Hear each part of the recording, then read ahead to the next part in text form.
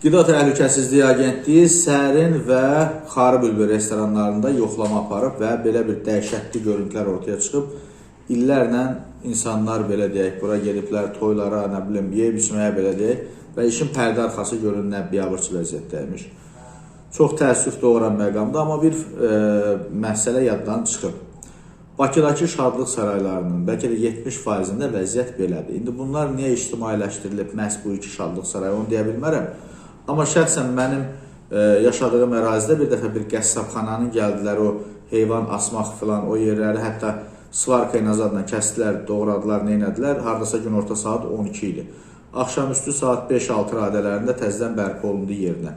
İndi 5-6 saat orada nə təmizlik yarandı bilmirəm, amma yəni bax belə məqamlar var. İndi onu bilənlər desinlər də nəyə görə o 5-6 saatdan sonra o bağlanan yer niyə açıldı.